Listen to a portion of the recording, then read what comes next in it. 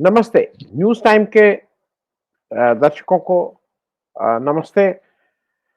आज थोड़ी बात कर ली जाए क्योंकि बहुत चर्चा हो रही है, देश की 2 बीजेपी की बड़ी नेत्री स्मृति ईरानी जी और कंगना रनौत जी के बयानों को लेके। अ, दोनों लोगों ने अलग-अलग बयान दिए हैं, अलग-अलग तरह के कयास लगाए जा रहे हैं। अ, देखिए पहले तो मैं ये बता दूँ कि स्मृति ईरानी जी को हम और आप क्यों याद करते हैं?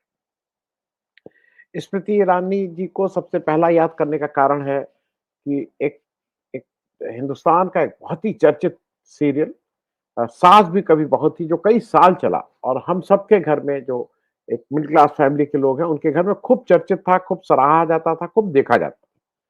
उसपे मुख्य किरदार में ये तुलसी के किरदार में स्मृति ईरानी जी थी और बेहतरीन रोल भी किया था, इसमें कोई दो राय नहीं। अ, वहाँ से इनकी पहचान भारतीयों के बीच में हुई और फिर इन्होंने एक पॉलिटिकल डिसीजन लिया और ये राजनीति में आ गए।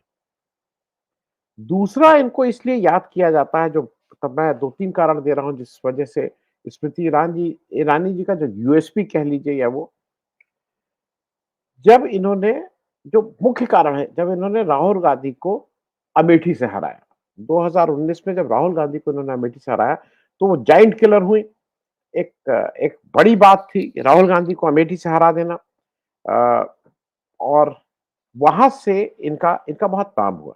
हालाँकि उससे पहले अगर आप देखिए तो 2014 में जब मोदी जी की पहली बार प्रधानमंत्री बने थे, तो उन्होंने इनको राज्यसभा में से लाए थे और इनको देश का एचआरडी मंत्री बनाया था।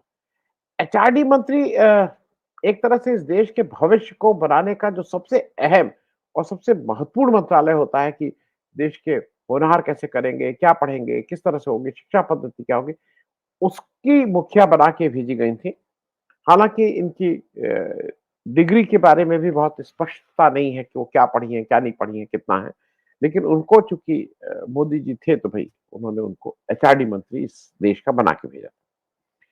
तीसरा जो इनका यूएसपी है और जिसकी वजह से ये ज़्यादा जानी जाती हैं और जिसकी वजह से इनकी धाक भी है, वो है कि इनका लगातार गांधी परिवार को गाली देते रहना। इनका एक एक सिंगल पॉइंट प्रोग्राम ये भी था कि गांधी परिवार को ठीक से गाली दें।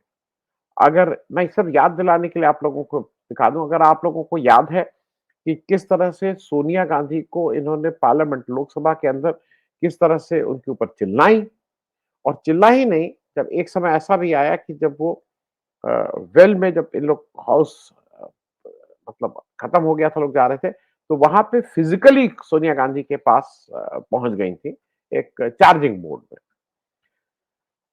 दूसरा इनका राहुल गांधी के प्रति वो कुछ भी होता है, इनको राहुल गांधी की हरदम याद आ जाती थी और जो एक एक बहुत चर्चित है कि राहुल गांधी अपनी स्पीच दे के जब लोकसभा से निकल रहे थे सदन से, तो इनका कहना ये था कि इनको देख के राहुल गांधी ने आँख मारी थी। अब बाद में ये हो गया कि इनको नहीं, महिलाओं को देख के उन्होंने आँख मारी थी, लेकिन वो भी इनका चर्चित था। तो ये इस तरह के चीज़ों में इनको अच्छा लगता था, इनको उससे एनर्जी मिलती थी और ये इस तरह की गांधी परिवार को खूब गाली देने में का कोई मौका चूकती नहीं। मौका क्या, बिना मौके के भी गाली देती। दूसरी जो महिला नेत्री हैं, जो अभी अभी आई हैं, वो कंगना रनौत हैं। कंगना रनौत जी ने एकदम से एंट्री की और वो हालाँकि इससे पहले 1-2 साल से वो चर्चा में आ गई थी, उनको मालूम नहीं ज़ेड सिक्योरिटी की एक्स सिक्योरिटी क्या-क्या मतलब हाई सिक्योरिटी मिल गई थी, उसके साथ घूमने लगी थी बीजेपी की बहुत करीबी हो गई थी।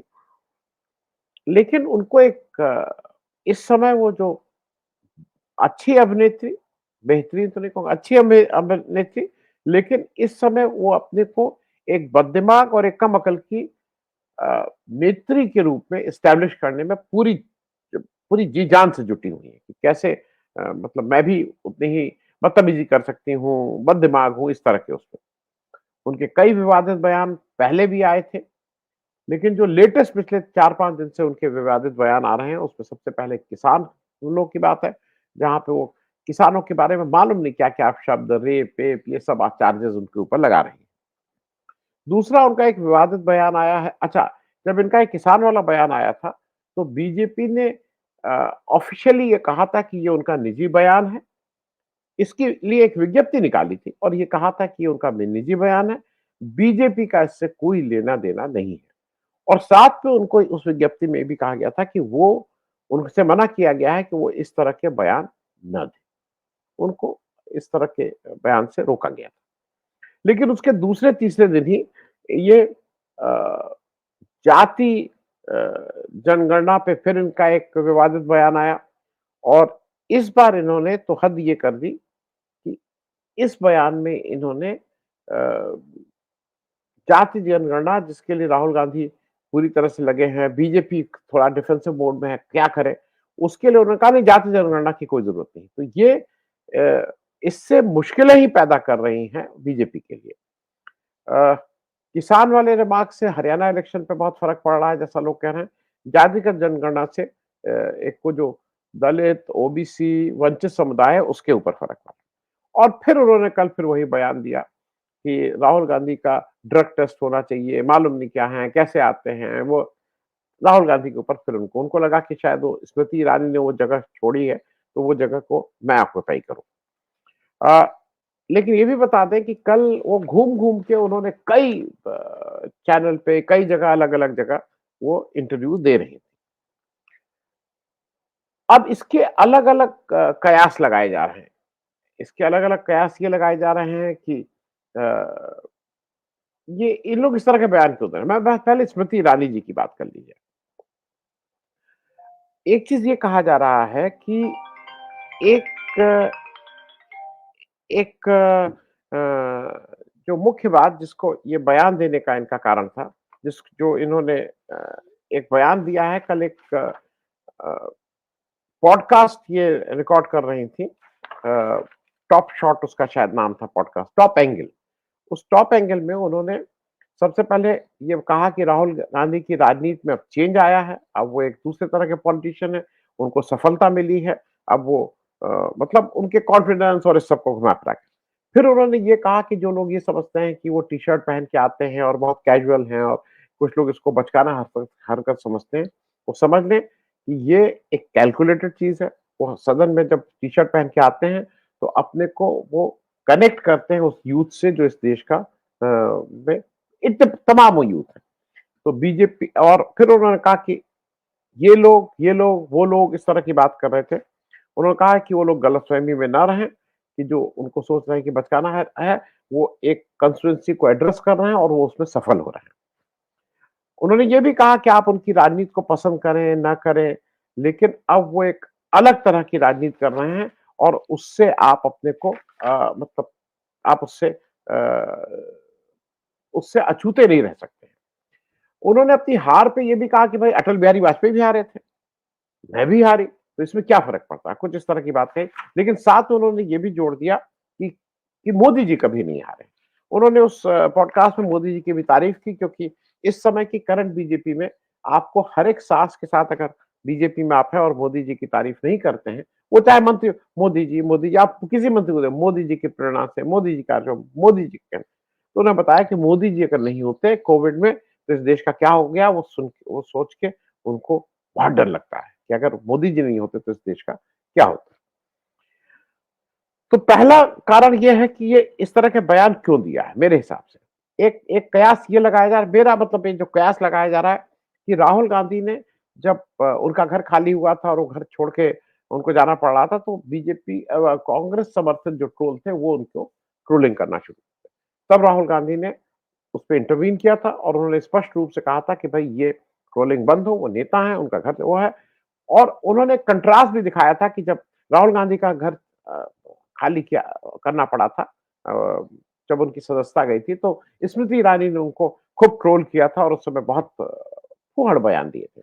उसकी तरफ राहुल गांधी ने एक सज्जनता और एक सौम्यता का परिचय देते हुए उस उन ट्रोलों को रोका था।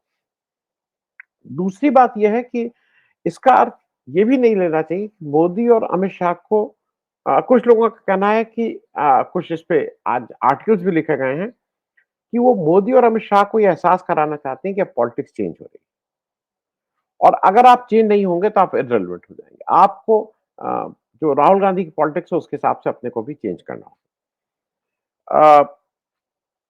एक चीज़ ये भी समझने की बात है कि वो रो मोदी और शाह को जब आईना दिखाने की कोशिश करते हैं, तो मोदी और शाह से पहले से वो नेशनल पॉलिटिक्स में पहले से हैं, चुनावी पॉलिटिक्स में। हारी-जीती वो अलग बात है। तीसरा ये लगता है, एक एक कयास ये भी है कि जो बीजेपी के अंदर का जो असंतोष है, जो असहमति है, जो जो अब धीरे-धीरे आपको कई जगह रिफ्लेक्ट होता है, क्या ये उसको स्वर दे रही हैं? ये उसको रिप्रेज़ेंट कर रही हैं, जो बीजेपी के इंटरनल एक असहमति है उसको? क्योंकि देखिए ऐसा है कि उनका एक गुस्सा भी जायज़ है। उनको ये लगता है कि जब वो हार के आई थी, राहुल गांधी के अगेंस्ट लड़ी, तो मतलब पिछली बार हराया था। अमेठी इसी उसमें गई थी कि राहुल गांधी लड़ेंगे, वो अलग बात है कि बाद में किशोरी लाल शर्मा आ गए। लेकिन बीजेपी ने उनको कुछ दिया नहीं।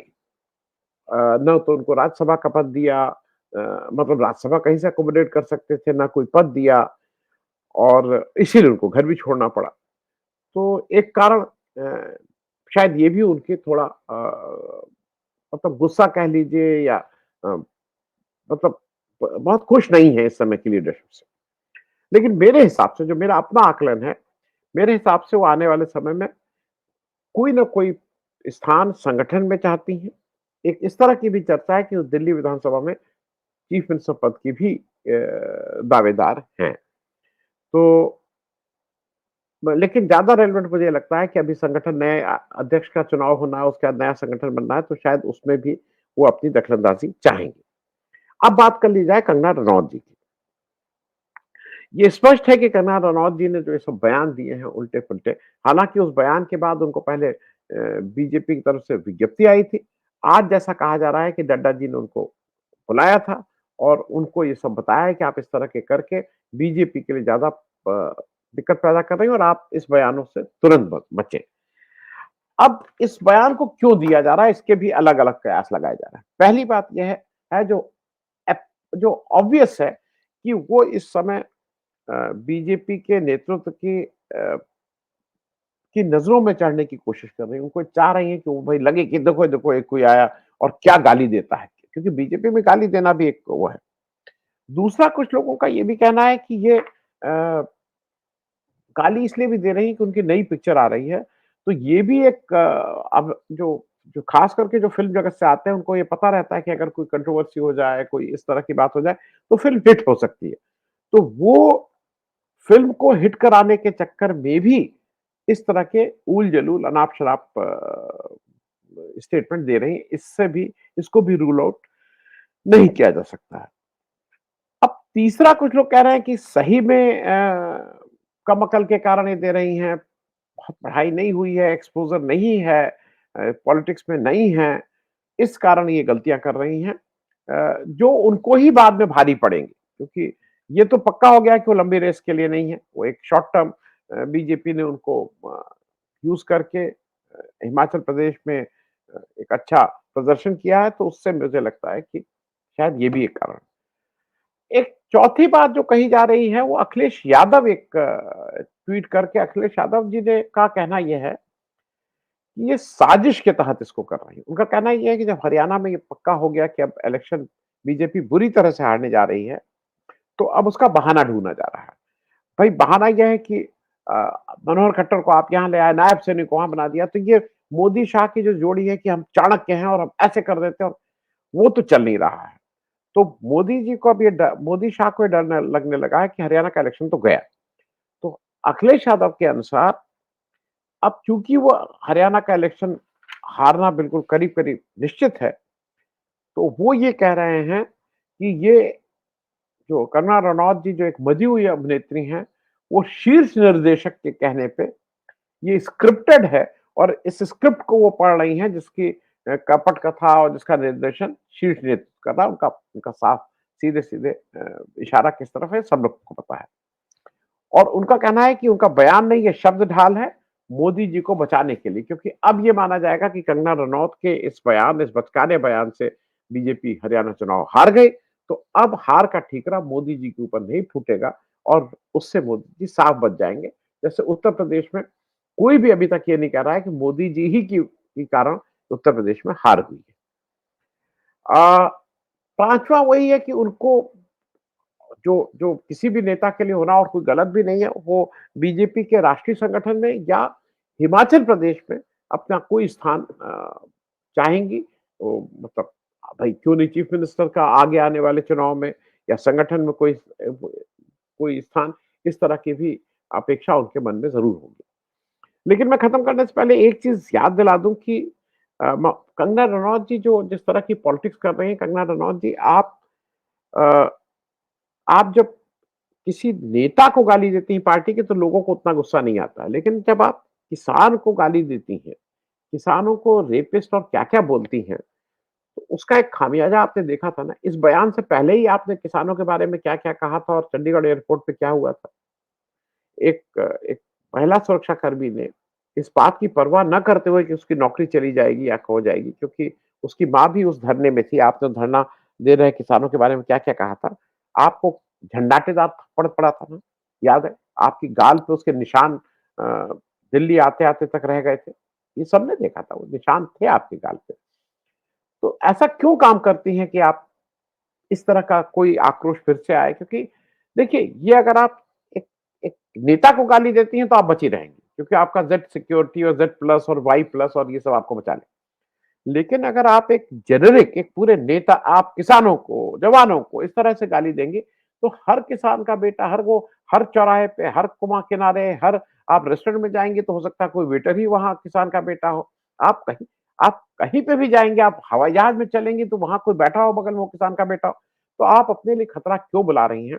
ये आपकी एक्स, वाई ये नहीं कोई वो नहीं करेगा, लेकिन अगर आपको लगता है झन्नाटे आप थप्पड़ खाना आपकी से उसकी इज़्ज़त बढ़ती है, तो अलग बात है। कोई आप प्रदर्शन तो कर नहीं रही थी। कोई आपने इसलिए तो आपको हुआ नहीं कि आपने बड़ा भारी प्रदर्शन कर रही थी किसानों के लिए, उसमें आपने किसी ने डंडे खाए। लाठी-डंडा खाते हैं, लेकिन आपको जो थप्पड़ पड़ा था, वो आपकी बदतमीज़ी के लिए पड़ा था। तो मुझे ऐसा लगता है कि बेहतर होगा कि आप इस चीज़ों से बचें, तो आपके लिए भी अच्छा है और आपकी पार्टी के लिए भी अच्छा है। न्यूज़ टाइम के दर्शकों को एक बार फिर से बहुत-बहुत शुभकामनाएँ। Thank you so much.